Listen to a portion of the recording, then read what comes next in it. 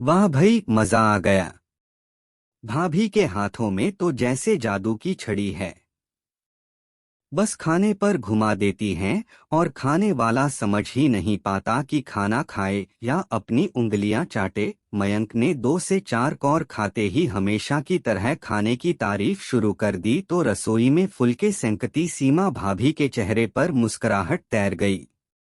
पास ही खड़ी महिमा के भीतर कुछ दरक सा गया, मगर उसने हमेशा की तरह दर्द की उन किरचों को आंखों का रास्ता नहीं दिखाया, दिल में उतार लिया। अरे भाभी, महिमा को भी कुछ बनाना सिखा दो न।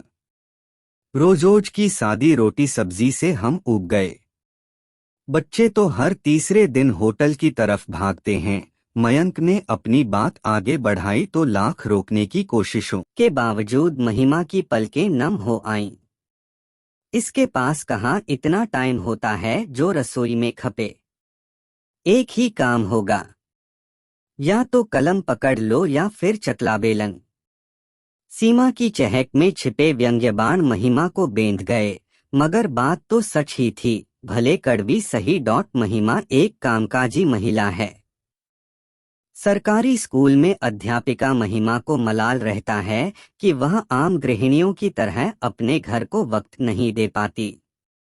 ऐसा नहीं है कि उसे अच्छा खाना बनाना नहीं आता, मगर सुबह उसके पास टाइम नहीं होता और शाम को वह थककर इतनी चूर हो चुकी होती है कि कुछ एक्स्ट्रा बनाने की सोच भी नहीं पाती। महिमा सुबह 5 बजे उठती है, सबका नाश्ता खाना बनाकर 8 बजे तक स्कूल पहुंचती है। दोपहर 3 बजे तक स्कूल में व्यस्त रहती है। उसके बाद घर आते आते इतनी थक जाती है कि यदि घंटा भर आराम न करे तो रात तक चिड़चिड़ाहट बनी रहती है। रात को रसोई समेटते समेटते 11 बज जाते हैं।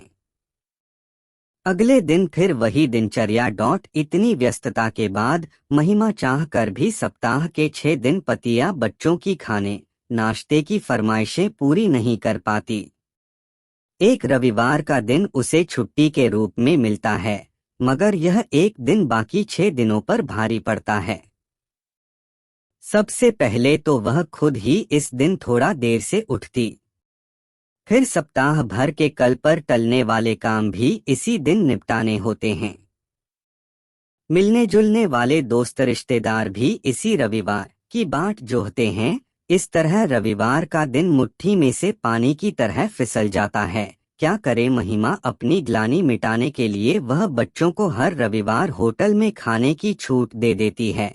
धीरे धीरे बच्चों को भी इस आज़ादी और रूटीन की आदत सी हो गई है। महिमा महसूस करती है कि उसका घर सीमा भाभी के घर की तरह हर वक्त सजा संवरा नहीं दिखता। घर के सामान पर धूल मिट्टी की परत भी दिख जाती है।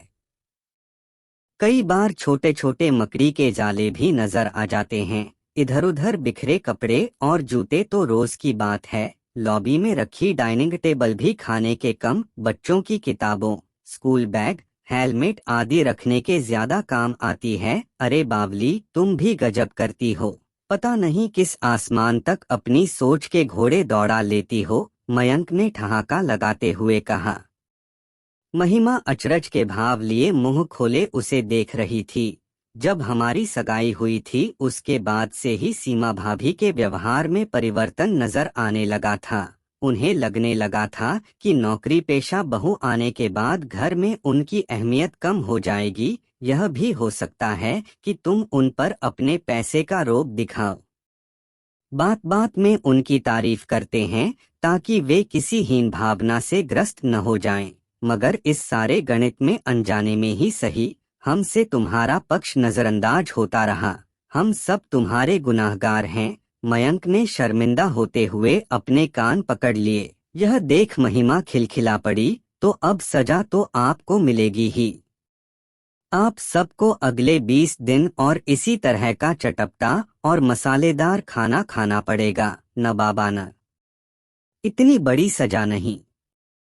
हमें तो वही सादी रोटी सब्जी चाहिए ताकि हमारा पेट भी हैप्पी रहे और जेब भी। क्यों बच्चों, मयंक ने नाटकीयता से कहा। अब तक बच्चे भी वहां आ चुके थे।